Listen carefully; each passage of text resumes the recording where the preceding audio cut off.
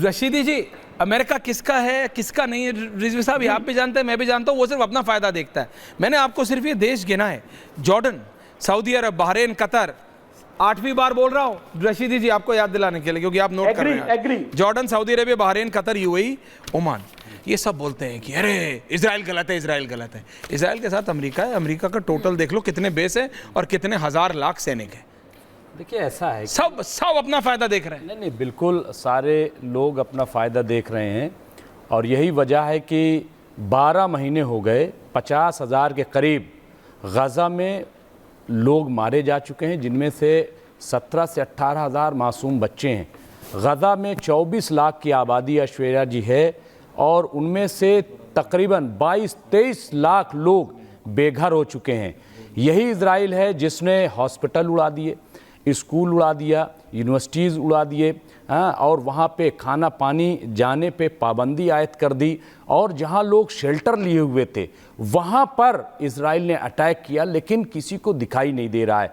4 मरतबा यूएनओ में बाकायदा प्रस्ताव पेश किया गया कि जंग को रोका जाए, लेकिन अमेरिका जो है वीटो कर देता है, जंग जो है वो जारी रखी जाती है। और ये जंग नहीं है, मैं कहता हूं कि जंग अगर है तो जो जंगी कवानीन है उसको फॉलो करके किया जाए, लेकिन इजराइल ने सारी चीज़ों को ताक पे रख दिया। अभी ऐश्वर्या जी आपने बिल्कुल कहा कि अगर यूएनओ में वाकई कुछ होता तो इस जंग को रोक पाता, मैं भी यही कह रहा हूं, लेकिन यूएनओ को कौन चला रहा है? यूएनओ को कौन चला रहा है आप बताइए? अमेरिका चला रहा है। और आज जो ये जंग बढ़ी हुई है, अभी डोनाल्ड ट्रंप ने 2 हफ्ते पहले कहा था कि अगर मैं इक़्तिदार में आया, हुकूमत में आया, तो मैं 1 हफ्ते में इस जंग को रोक दूंगा। मतलब क्या है? इसका मतलब ये है कि जंग अमेरिका चला रहा है।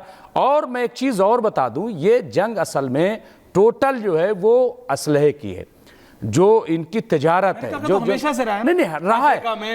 तो सवाल ये है ऐश्वर्या भाई, सवाल नहीं, सवाल ये है कि तो हमें बोलना पड़ेगा, रोकना पड़ेगा, पर हमें स्मार्ट होना पड़ेगा। नहीं, आप आज रोक नहीं सकते, आप ये बात समझिए। आपको लगता है कि भारत के कहने से, आप प्रैक्टिकल बात कीजिएगा, इसमें मोदी और राहुल गांधी को मत लाइएगा। यहाँ जितना भी पैनल है, सारे पैनलिस्ट को लाओ एक साथ। एक भी मुझे बता दे कि वो ये कहते हैं, नेतन्याहू कह रहे हैं कि एंटोनियो गुतेरेस संयुक्त राष्ट्र के जो जनरल सेक्रेटरी है, उनको नहीं मैं उतरने दूंगा, वो इस मोड में चले गए हैं। मैंने ये कहा कि ऐसा है, इजराइल को भी समझना पड़ेगा कि वो इतना ना बाइट करे कि वो चबा ना सके। ऐश्वर्या जी, he shouldn't bite that much that he can't chew। सबसे नहीं लड़ सकते वो। मैं आपको बता रहा हूं, हिंदुस्तान इस वक्त इतना ताकतवर है कि अगर सिर्फ अपनी दोस्ती इजराइल से खत्म कर ले, अभी अगर मोदी जी कह दें कि अगर जंग नहीं रोकी नेतन्याहू जी, तो मैं अभी आपके साथ दोस्ती खत्म कर लूंगा। अच्छा। अगर दूसरे दिन इजराइल से बोले, ईरान से नहीं बोले। नहीं, इजराइल ने कल जो मारे,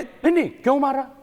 आप ये बताइए, इस्माइल हानिया तेहरान में है, क्या जरूरत थी वहां अटैक करने की? और जिस तरीके से पेजर का मामला भी सामने आया है, पेजर अटैक करवाया, वॉकी टॉकी अटैक कराया, सोलर जो सिस्टम है उस पर अटैक कराया, ये कौन है? और वही पेजर इस्तेमाल जो है इब्राहिम रईसी जो ईरानी सदर है, अभी उसकी जांच हो रही है, जिस तरीके से ब्लास्ट हुआ है वहां पे हेलीकॉप्टर में। अब ये मुद्दा जो है वहां उठा ईरान के संसद में कि पेजर इस्तेमाल करते थे इब्राहिम रईसी जो ईरानी सदर है। आप बताइए, उसकी जांच चल रही है। और उसी के तहत अब ये कहा जा रहा है कि ब्लास्ट हुआ है, तो अगर ईरानी सदर को भी घुस करके इजराइल मारता है तो उसको जवाब न दिया जाए। और इसके बावजूद आप ईरान को देखिए, ईरान ने जो है बच्चों पे अटैक नहीं किया। ईरान ने मोसाद जो जड़ है पूरे आतंकवाद की पूरी दुनिया में, उसका जो हेडक्वार्टर है वहां पे अटैक किया है। इसके अलावा लगता है जो मतलब पूरी तरह मतलब इजराइल गलत है, इजराइल के घर में घुस के क्या किया जाए साहब? इजराइल के घर में घुस के नहीं, तो आप मुझे बताइए, इजराइल के घर में घुस के बच्चे अपना गाना सुन रहे थे, नाच गाना चल रहा था, वो मारने वाले कौन थे? आतंकवादी नहीं। आज बताइए 75 साल से, मैं आपसे पूछ रहा हूं, 1880 में, अरे मैं किसी के घर में घुस के मारोगे? नहीं, मैं तो अभी की बात कर रहा हूं। इजराइल के घर ही नहीं है। अच्छा, इजराइल के घर नहीं है, ये तो इजराइल है ही नहीं, ये अमेरिकी बेस है। अच्छा, मतलब इजराइल है ही नहीं है, इजराइल मुल्क नहीं। अच्छा, 1880 में, अरे एक मिनट, 1880 में इनकी आबादी जो है 4% थी। पूरी दुनिया से 1880 यहूदी भगाए गए, पूरी दुनिया से। जब जर्मनी में हिटलर ने काटना शुरू किया तो किसने पनाह दी थी? ऐश्वर्या जी, इसी फिलिस्तीन ने, और पूरे फिलिस्तीन को हड़प लिया। ये क्या दुनिया से काश्मीर छुपा हुआ? साहब, 1992 तक, मैं आ रहा हूं एक मिनट शिवरी बोलिए जी, बोलिए बोलिए 1992 तक हिंदुस्तान में इजराइल, मैं आपका व्यू पॉइंट खुल के जाने देना चाहता हूं, जनता मैं वही कह रहा हूं, 1992 तक इजराइल आ रहा हूं काश्मीर साहब, हिंदुस्तान में नहीं थी, और जब से एम्बेसी आई है, रंगरेज जी आ रहा हूं, पूरा टाइम दूंगा, आप देखें कि हिंदुस्तान, चाहे लास्ट हो आप पूरा टाइम दूंगा, प्रॉमिस। हिंदुस्तान में धमाके होने लगे, हिंदुस्तान में आतंकवाद आ गया। अच्छा। क्यों? क्योंकि इनकी पॉलिसी यही है। आप देखो ये अटैक आज pager walkie talkie, you are amazing. Kashmir साहब, आप देखिए, काश्मीर साहब, काश्मीर पहले साहब, हिंदुस्तान काश्मीर साहब, okay, I give you adequate time. Kashmir साहब जी, काश्मीर साहब जी, हमारा भारत और हम भारतीय लोग हमेशा से विश्व शांति और शांति के लिए जाने जाते हैं, और आज के हमारे प्रधानमंत्री श्री नरेंद्र मोदी जी, उन्होंने पूरे विश्व को शांति का जो संदेश दिया और बड़ी बड़ी ताकतों से कहा कि भाई जंग से मसाइल हल नहीं होंगे। मैं इस संदर्भ में एक बात कहना चाहता हूं कि जो लोग अपनी बात कर रहे हैं, और आपने एक बहुत अच्छी मिसाल दी है जो मुस्लिम ममालिक हैं, मैं ये जानना चाहता हूं कि वसुधैव कुटुंबकम की भावना हमारा भारत लेके चलता है। भारतीय प्रधानमंत्री ने हमेशा जो है, चाहे वो यूक्रेन का मसला हो या ईरान का या अन्य देशों का मसला हो, हमेशा से एक पॉजिटिव रुख इख्तियार किया है। हम भारतीयों की अपनी ये सोच होनी चाहिए कि पूरे धर्म को अगर हम उसका ध्यान करेंगे तो वसुधैव कुटुंबकम सबसे ऊपर नजर आएगा, और उसे हमारी भारतीय सभ्यता पूरे विश्व के अंदर पहुंचा रही है। मैं आज ये कहना चाहता हूं कि आज हम इस लायक हुए हैं कि पूरा विश्व हमारी तरफ देख रहा है। अरे आप अपने आपसी मतभेद खत्म करो और भारत को मजबूत करो। आप भारतीय प्रधानमंत्री की भावनाओं का आदर करिए। आप लोग तो इसी में लगे रहते हैं कि भारतीय जनता पार्टी और आरएसएस। अरे भाई, आप ये देखिएगा कि जिस तरह से आज देश इन 10 सालों के अंदर मजबूत हुआ है, पिछले 60 सालों के अंदर कोई हैसियत नहीं थी। मैं आज महसूस करता हूं कि तमाम जितना विश्व है वो एक ही परिवार है, और क्रिश्चियन हो, यहूदी हो, मुस्लिम हो या हिंदूज हो, हम तो एक ही परिवार हैं। आज इंसानियत का कत्ल आम हो रहा है, चाहे वो ईरान हमला करे या इजराइल वहां बच्चों के ऊपर हमला करे। मैं तो ये कहना चाहता हूं कि भारत को मजबूत करिए, आप भारतीयता को मजबूत करती है। मुझे रंगरेज जी, ओके ठीक है, रंगरेज जी के पास जा रहा हूं, खत्म किया। रंगरेज जी, रशीदी जी on air right now. Rangrez जी जरा बताइए, आप बात समझिए, ईरान के साथ रूस है, भारत और रूस का क्या रिलेशन है ये आपको पता है? प्राइम मिनिस्टर तीसरी बार प्रधानमंत्री बनने के बाद सबसे पहले अमेरिका नहीं गए, रशिया गए, उसके बाद यूएस गए। आप और रशीदी जी इस बात को समझ क्यों नहीं रहे? आप समझिए, ईरान चाबार पोर्ट में भारत की मदद कर रहा है, इजराइल भारत को वेपनरी टेक्नोलॉजी में मदद कर रहा है, भारत को दोनों चाहिए। भारत स्मार्ट खेल रहा है। मैंने आपको दिखाया, आप लोग बोलते हैं नहीं नहीं ऐसा नहीं हो सकता, रिजवी जी कहते हैं दोस्ती तोड़ दो जंग रुक जाएगी। ऐसे थोड़ी होता है साहब।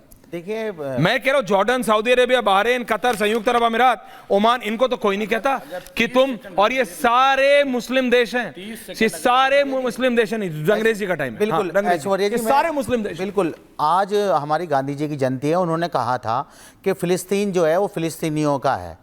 और दूसरा, आपने जो कंट्रियों के नाम बताए, जो गल्फ़ कंट्रियों के, जहाँ पर जो है अमेरिका के सैनिक हैं, मैं कहता हूँ वहाँ के लोगों को, जो हमारे मुसलमान भाई हैं, जो जिन पे जुल्म हो रहा है फ़िलिस्तीन में, और वो अमेरिका ने क्या जुल्म नहीं किया मुसलमानों के ख़िलाफ़? तो अगर उनके बेस वहाँ पर बने हुए हैं तो उन्हें तुरंत उखाड़ के फेंक देना चाहिए।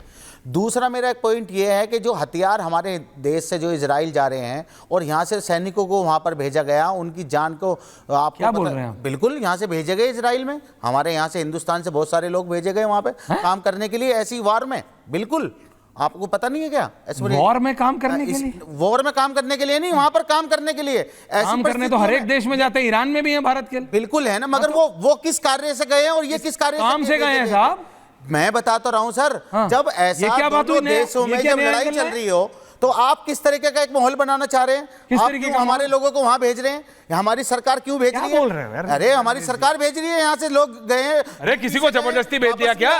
बिल्कुल। अरे कोई बिजनेस कर रहा है, कोई काम कर रहा है, ईरान कोई गया तो कोई जबरदस्ती भेज दिया क्या? जब आपको लड़ाई हिजबुल्लाह में भर्ती करने को भेज दिया क्या? वहाँ पर एक वॉर चल रही है तो आप क्यों भेज रहे हैं? अरे अभी थोड़ी भेज रहे हैं। अरे सर अभी भेजे हैं, फिलहाल में ही, पीछे 1 महीने पहले। अरे जबरदस्ती नहीं भेजा किसी को, जबरदस्ती नहीं भेजा, भेजे तो है ना। अरे भैया एडवाइजरी जारी करती है सरकार कि यहां जाना है, ध्यान से जाना, ये चीजें चल रही हैं।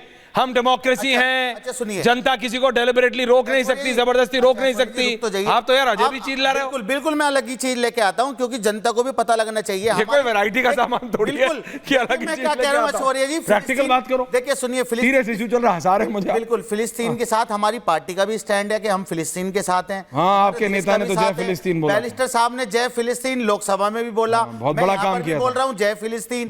तो जो फिलिस्तीनियों पे जुल्म हो रहा था, तब कोई भी, जितने भी ये जो आज हमारे फेवर कर रहे हैं यहाँ पर जो है इजराइल का, तो तब ये कहाँ देखिए, जंग का फेवर कोई नहीं, दही जब मैं सिर्फ ये कह रहा हूं, जंग का फेवर किसी को नहीं करना। किया जा रहा था इस फिलिस्तीनियों का, Everyone बच्चों को मारा जा रहा था, हॉस्पिटल तबाह बर्बाद कर दिए गए, पूरा बर्बाद कर दिया गया। रशीदी जी, उस पर तो इनकी खामोशी थी, इनके नहीं, मैं कह रहा हूं कोई भी हो, मगर जो आज अगर दूंगा ईरान आपको, ने do not- अटैक कर do दिया, not tension मत लीजिए। अगर ईरान ने अटैक कर दिया, तो आज जितने भी हमारे हिंदुस्तान के जो कहते हैं लोग कि हम तो भाई सबको साथ और सबकी बात करते हैं, तो वो जब फिलिस्तीन का क्यों स्टैंड नहीं ले रहे थे? जब फिलिस्तीन पर लगातार जुल्म हो रहे थे, लगातार एयर स्ट्राइक की जा रही थी, बमों से उड़ा दिया जा रहा था, उनके परिवारों को उजाड़ दिया गया, कितने पूरे फिलिस्तीन को आपने जो है तबाह और बर्बाद कर दिया।